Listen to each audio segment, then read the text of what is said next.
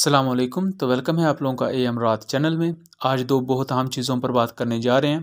पहला, अकंचे ड्रोन के साथ एक नए सुपरसोनिक आर्टिलरी मिसाइल का तजर्बा किया है टर्की ने, और इसे वो अपने F-16 पर भी इंटीग्रेट करने जा रहे हैं।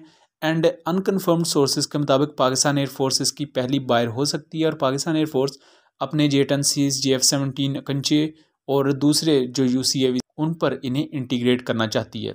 जबकि दूसरा, इंडिया और चाइना के दरमियान काफ़ी ज़्यादा सूरत हाल टेंस होती जा रही है वक्त के साथ साथ, ख़ासतौर पर जो अरुणाचल प्रदेश का एरिया है, और वहाँ एक रीसेंट सैटेलाइट इमेज पर आज एनालिसिस करेंगे जहाँ चाइनीज़ एयरफोर्स के फाइटर एयरक्राफ्ट बहुत बड़ी तादाद में डिप्लॉयड हैं। लेकिन वीडियो में आगे बढ़ने से पहले आप चैनल को सब्सक्राइब कर लें और हमारी वीडियोज़ को शेयर कीजिएगा। टर्की ने अपने अकंचे ड्रोन से TRG-230 supersonic air to surface missile का कामयाब एक्सपेरिमेंट किया है, और इसने 100 किलोमीटर दूर अपने टारगेट को प्रिसाइजली हिट किया है। इसे suppression of enemy air defence के लिए यूज़ किया जा सकता है, मतलब दुश्मन के जो surface to air missile batteries हैं ये उनको भी तबाह कर सकता है पैसिव मोड को यूज़ करते हुए। किसी भी एयर टू सरफेस म्यूनिशन का पैसिव मोड वो होता है जिसमें वो अपने दुश्मन की तरफ से निकलने वाली शुआओं को या रेज को फॉलो करते हुए उसे जाके तबाह कर देता है। क्योंकि जो एयर डिफेंस रेडार्स होते हैं, जैसे इंडिया के पास आकाश है, उसके अलावा S-400 है, उसके अलावा दूसरे spider surface to air missile systems हैं, इन्होंने जब डिटेक्शन करनी है तो अपने रेडार के थ्रू मुख्तलिफ शुआएँ ये खारिज करते हैं। उन रेज़ को जो पैसिव डिटेक्शन का फ़ीचर रखते हैं एंटी रेडिएशन मिसाइल्स या दूसरी म्यूनिशन, वो इस फीचर को यूज़ करते हुए दुश्मन की रेज़ को ही इस्तेमाल करके दुश्मन को तबाह कर देती हैं। ये feature reportedly TRG-230 supersonic air to ground missile में मौजूद है। इसमें जो टर्किश मैंने रिपोर्ट्स पढ़ी हैं उसमें इसे air to ground artillery missile कहा गया है।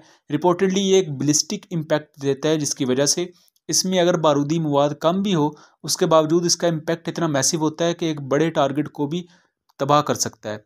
दूसरा, ये एक माइक्रो म्यूनिशन के तौर पर उनका नेक्स्ट जनरेशन वेपन है, जो कि एक सुपरसोनिक मिसाइल होने के बावजूद साइज़ में काफ़ी छोटा है, और एक एयरक्राफ्ट इसे एक हार्ड पॉइंट पर एक से ज़्यादा तादाद में कैरी कर सकता है। मतलब जो कंचे ड्रोन है वो इसे एक वक्त में एक ही कैरी करेगा, लेकिन जो F-16 जैसे एयरक्राफ्ट हैं ये इसे एज अ माइक्रो म्यूनिशन के तौर पर मल्टीपल इजेक्टर रैक्स के ज़रिए ज़्यादा तादाद में कैरी कर सकते हैं, जिसको आप यहाँ तस्वीर में देख भी सकते हैं। इसी तरह अनकन्फर्म सोर्सेज के मुताबिक पाकिस्तान इसका पहला बायर हो सकता है, और पाकिस्तान ओब्वियसली अपने फाइटर एयरक्राफ्ट पर भी इन्हें डिप्लॉयड करेगा जिनमें JF-17 हैं। और आप अगर अपने एयरक्राफ्ट को फ्यूचर के लिहाज से अप टू डेट रखना चाहते हैं तो जो आपके पास स्मार्ट म्यूनिशंस हैं दुनिया में आपको जो भी अवेलेबल है वो आपको अपने एयरक्राफ्ट पर इंटीग्रेट करनी पड़ेंगी। इससे आपके एयरक्राफ्ट की जो वेपन पैकेज कैपेबिलिटीज़ हैं उनमें और ज़्यादा डाइवर्सिटी आएगी, और आपका एयरक्राफ्ट एक ज़्यादा अट्रैक्टिव प्लेटफॉर्म बनेगा। दूसरा, अगर हम बात कर लें चाइना और इंडिया के दरमियान बढ़ती हुई कशीदगी की, तो आप अगर यहाँ देखें तो ये एक सैटेलाइट इमेज है।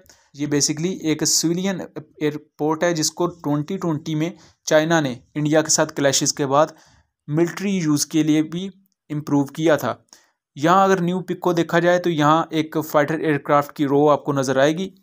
इसके बारे में अभी कहना कुछ मुश्किल है कि ये एयरक्राफ्ट कौन से हैं, लेकिन अपनी डिज़ाइन के हवाले से ये या तो J-11s हैं या ये J-16s हैं। एंड ये दोनों एयरक्राफ्ट इंडियन Su-30 MKI के साथ रिलेट करते हैं बहुत से मामलात में अपने डिज़ाइन के हवाले से। इवन अगर हम यहाँ J-16 की बात करें तो ये इंडियन फ्लैंकर्स को काफ़ी टफ टाइम दे सकते हैं, ये इंडियन राफेल के साथ कंपेटेबल है।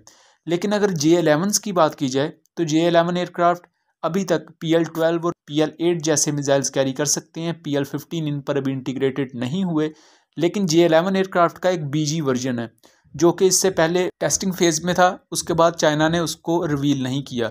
और बहुत से चाइनीज़ सोर्सेज के मुताबिक कि J-11 BG एयरक्राफ्ट इस वक्त चाइना की इन्वेंट्री में मौजूद हैं, लेकिन चाइना सीक्रेटली उन्हें यूज़ कर रहा है। सो जो चाइनीज़ अपग्रेडेड J-11 एयरक्राफ्ट हैं ये PL-15 और PL-10 जैसे next generation air to air missiles carry कर सकते हैं, और ये चीज़ बहुत ज़्यादा मुश्किल पैदा कर सकती है अगर ये एयरक्राफ्ट J-11 BG हैं। रिसेंटली तवांग में जो इस वक्त हुआ है इंडियन और चाइनीज़ फोर्सेस का क्लैश, उसमें दोनों तरफ कुछ इंजरीज़ हुई हैं। उसकी वजह से इंडियन एयरफोर्स ने तेज़पुर में मौजूद अपने Su-30 MKIs को फुली अलर्ट पर रखा हुआ है। उसके अलावा MiG-29s भी इन एरियाज़ में पेट्रोलिंग कर रहे हैं। राफेल को भी यहाँ देखा गया है। दूसरी तरफ चाइना के J-20s उनकी तमाम एयर कमांड में डिप्लॉयड हैं और ये बहुत बड़ी चीज़ है। जो इंडिया के साथ इनका एरिया लगता है वहाँ वेस्टर्न एयर कमांड होती है। तो वेस्टर्न एयर कमांड में इससे पहले हम J-10Cs को भी देख चुके हैं, लेकिन इस वक्त जो एयरक्राफ्ट कंफर्म है चाइना की तरफ से वो J-20s है, दूसरी तरफ J-11 या J-16s है और ये दोनों एयरक्राफ्ट बहुत ही ज़्यादा कैपेबल हैं। तो आने वाले वक्त में देखना काफ़ी दिलचस्प होगा कि ये चीज़ें किस करवट जाती हैं। और दूसरा, इंडिया को उनके मुकाबले में एक बेहतरीन डिप्लॉयमेंट करनी होगी, क्योंकि चाइना के पास सरफेस बेस्ड जैमर्स मौजूद हैं जो कि राफेल और मिराज 2000 230 को काफ़ी तंग कर सकते हैं। जबकि दूसरी तरफ ऐसे एरियाज़ में चाइना डिप्लॉयमेंट को ज़्यादा एज जिस वजह से भी है क्योंकि चाइना 2020 से इन तमाम एरियाज़ को अपने लिहाज से मॉडिफाई करता आ रहा है। जैसा कि इस एयरपोर्ट को, जो कि सिविलियन यूज़ के लिए था, चाइना ने इसे मॉडिफाई करके मिलिट्री यूज़ के लिए भी डिज़ाइन किया है और यहाँ इनके अब एयरफोर्स फाइटर के लिए भी स्ट्रिप्स मौजूद हैं, जो कि इंडिया के लिए ख़तरे की बात होगी क्योंकि ये कोई ज़्यादा दूर नहीं है इंडियन बॉर्डर के साथ।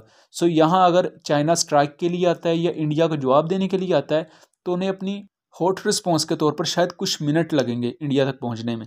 तो आपका इसके बारे में क्या ख्याल है? अपनी आरा से ज़रूर आगाह कीजिएगा। मिलेंगे अगली वीडियो में, तब तक के लिए अल्लाह हाफिज़।